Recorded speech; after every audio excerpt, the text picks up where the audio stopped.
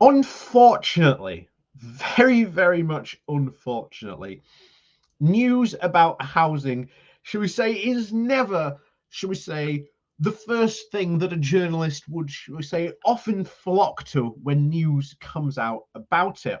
But I would argue that if journalists really did pay more attention to what is going on in our current housing market, and again were to inform the public more of what was going on in our housing market and its current state of the UK housing market, I think very quickly it would be quite a high priority of MPs, because again, housing is not a high priority of MPs either at this moment in time.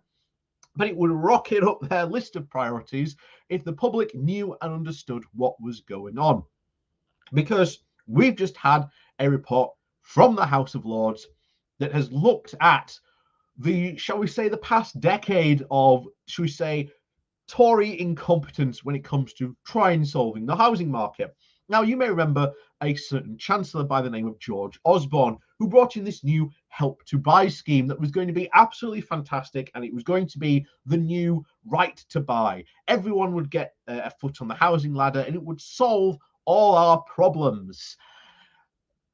Turns out it hasn't solved our problems at all. Indeed, it may have made things even worse. So, typical Tory policy in almost many ways. But this is again not good. And as I said on Monday, we started off with a story about how social cooperative housing could indeed help to alleviate this housing crisis. Of course, that has its obviously pros and cons, but that would be a big step forward and actually would help things out. And now we've had this report. So what is going to happen off the back of this? Well, I really don't know. But there are solutions out there. But I'll tell you now, the Tories aren't going to pursue any of them at all. So before we go diving into this article, please do remember to hit the like, share, and subscribe button. And of course, down below, there are links to my Patreon page and one donation link called Buy Me Coffee. We can, well, buy me coffee. And as always, thank you very much to all those people who do support the channel that way. So, oh, hang on. There we go. There we go. Wrong button. So, let's go diving into this article then, shall we? So, this comes from The Guardian with the title of "The Verdict is In. George Osborne's Help to Buy scheme has been an utter disaster." A rogue Prime Minister on the verge of defenestration drives out news of almost anything else. But housing usually languishes in the forgotten in tray anyway. It sits low in voters and even government concerns. And indeed, the last 17 housing ministers remained in a post on average for barely more than a year. That's insane. If you think about that no housing minister has remained in post more than a year. That says everything you need to know about our current state and about the true priorities the government has when it comes to housing. And housing stories do fill newspapers, but only if they provide an opportunity to gloat over the escalating property prices. So it shouldn't be a surprise that a shocking report on the Conservative flagship housing policy has fallen below the news radar. The Lords Built Environmental Committee has revealed that all the 29 billion pounds spent on the Help to Buy scheme has been wasted. The scheme gives subsidies for home ownership, but all they do is inflate prices by more than their subsidy value. They do not provide good value for money, which would have been better spent on increasing housing supply, essentially building more houses. The report is chaired by the ex-Tory minister and businesswoman Lucy Neville-Rolfe, and shows that Margaret Thatcher's signature right to buy policy lies at the heart of the ballooning housing crisis. The council house sales under her policy symbolised a rolling back of the state to create a property owning and shareholding. And Tory voting electorate pollsters use home ownership as a very strong indicator of voting Conservative. And councils that were indeed forced to sell at knockdown prices were also barred from using the receipts to replenish the council's housing stock. This meant a bargain for the first 2 million tenants who bought council homes, but a disaster for the low earners who then came after. And in the 1980s, a third of people lived in socially rented homes at generally affordable below market rents. That has now fallen to just 17%. And over the past 30 years, England has seen a net loss of over 24,000 social homes every year on average.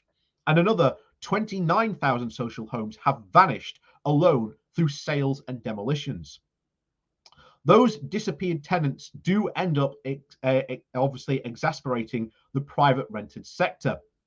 And instead of paying for a lasting brick and mortar council homes, the taxpayer subsidises private landlords through the housing benefit, costing at least 22 billion a year. The Lords report quotes the House of Lords analyst Toby Lloyd, saying the private rented sector is by far the most expensive, by far the lowest quality, and by far the least popular. It is the absolutely worst possible tenure for almost everybody on it. Of the many destructive Tory policies, Help to Buy, announced back in 2013, was always an especially egregious example of naked vote getting. Its creator, George Osborne, knew a subsidy to buy homes worth as much as £600,000 would just inflate prices, and it did. And it slightly sped up the purchase date for those who were already likely to buy via family help, and more people, of course, and higher incomes over £80,000 use the scheme more than the low earners. Yet ownership is still falling, and of course the age of first-time buyers keeps rising. Buying up a family in private rented home means living under the shadow of eviction, with private landlords using Section 21 orders to evict tenants for no reason. I once followed the misfortunes of one family that was forced to move time and time again, sometimes having to move their children's schools too, often living in squalor, once through a long winter with a broken boiler. And they weren't destitute. Both parents were in work, but their children were deprived of permanent homes in their early years. And last month's exonerating report by the National Audit Office on private renting found that 29,000 instances in 1 year that households were at risk of being made homeless following an eviction that was not their fault. I have heard very few of those voices of distress. I have heard very few of those voices of distress last week when I listened to the helpline of the housing charity Shelter, hearing the struggles of those who should be in social housing. Among many of the homeless, Jay, not her real name, was a typical of those NAO findings. Frail and on a personal independence payment. She was suddenly facing eviction. Why? She complained to a landlord about the frequent sewage flooding. Getting no response, she called environmental health. Her landlord, taking revenge, is evicting her, needing no reason. The NAO says that a quarter of private rentals are indeed non-decent standard, and 13% have at least one serious hazard. The government also long ago promised a bill to protect tenants, abolishing the Section 21 evictions, but there is no sign of it. What hope is there for levelling up? Access to affordable housing is going into reverse, and according to the report from Legal and General this week, property is where the nation's wealth is stored, and there it stays, unless useless and completely unproductive. Who dares break the taboo of the sacred right of homeowners not to be taxed on their ballooning unearned property wealth? A hypothetical tax spent directly on council housing would link the winners to the growing numbers of those who will lose out in Britain's grossly dysfunctional housing market. And that is indeed the case. This is just a not fair system that we are facing, completely 110%.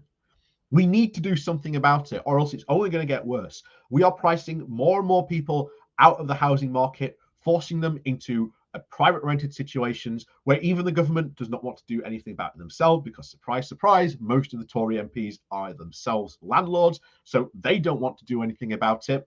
And just as the Tory government promised so long ago to try and end the 0-hour contracts, just as they now have promised to get rid of Section 21 eviction notices, surprise, surprise, nothing has been done about it. Because, as far as they are concerned, that is the status quo that they like. And even though they've said, oh, we'll do a bill to get rid of it, as I've said before, very often, especially when it comes to Tories making promises, if they do nothing, then that is practically a sign of them, we approve of this status quo. And we have to do something. We have to tackle this sacred cow, because the only way we solve the housing crisis is if we tackle that sacred cow. And I know there are a lot of people who are homeowners watching this channel going, I don't want to be taxed. But the problem is, you may have children, you may have grandchildren that maybe even can't afford to buy a house. Or maybe they're on the renting ladder, and who knows how long they're going to be on the renting ladder. Remember, the average age currently for the first-time buyer is now above the age of 30. This has gone on for far too long, and it needs to be sorted. And someone needs to be brave enough to stand up and finally, well, slaughter this sacred cow that is our current housing crisis. So, as always, thank you very much for watching. Please do remember to hit that like, share, and subscribe button. And of course, down below, there are links to my Patreon page and an donation link called Buy Me Coffee, where you can buy me coffee. And as always, thank you very much for watching, and we'll see you all next.